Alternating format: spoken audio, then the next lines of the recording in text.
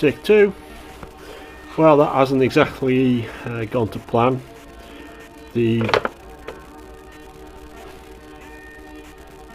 alive. The Y piece there, that I think you can see, yeah, that one, I enlarged it using the tool of purpose, which is the spreader gizmo here, but it didn't help. It did make the pipes bigger in diameter by a few mil, which is all I really needed, but the gap in the middle was still too small compared to this Y piece. The gap on this one's a lot bigger, and obviously the Dashwell pipes themselves are a lot bigger as well. They're nearly 44 mil.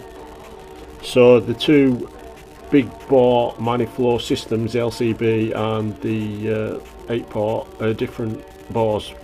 This one's a bigger bore or something like that. So I'm going to have to fit this Y piece onto that section of exhaust. The only way to do it is to cut that one offer it up to the car, mark it where it needs to overlap, cut it,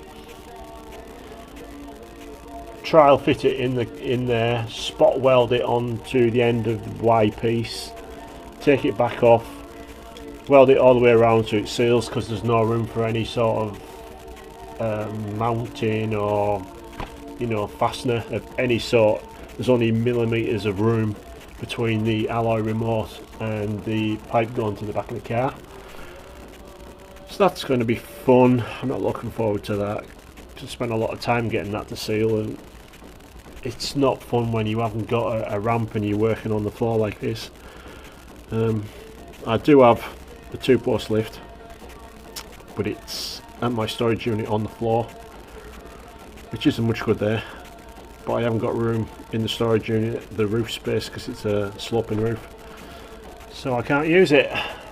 I keep looking for a bigger unit, but really hard to find any around here. I mean, it's a problem we all have, all our mini club people, that you can't find storage. There's no old industrial units or anything like that. So tomorrow I'm going to go to Mini Spares North, see Rich, get the last of the bits I need for the 8-port motor, which is the spacers for the rocker shaft.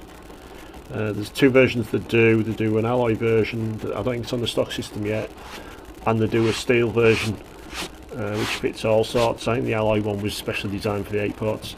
I'm going to use a combination of the 2 to make it work on this motor, because this motor, or this head, has different sort of spacings between the rocker pedestals and the actual rockers to any sort of standard setup, because it's such a weird casting. So get that done, and then once I've got that lot done, I can fasten the head down and put some oil and water in it.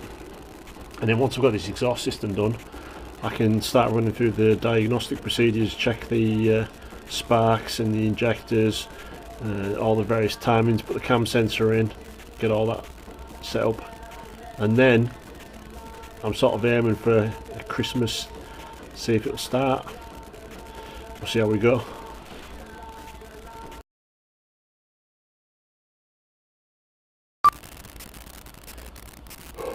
Next time on Bumblebee's rebuild, I finish the exhaust system, go and air a few more 1,000 times, finish the rocker assembly up top, and hopefully have it closer towards being finished and ready for Christmas.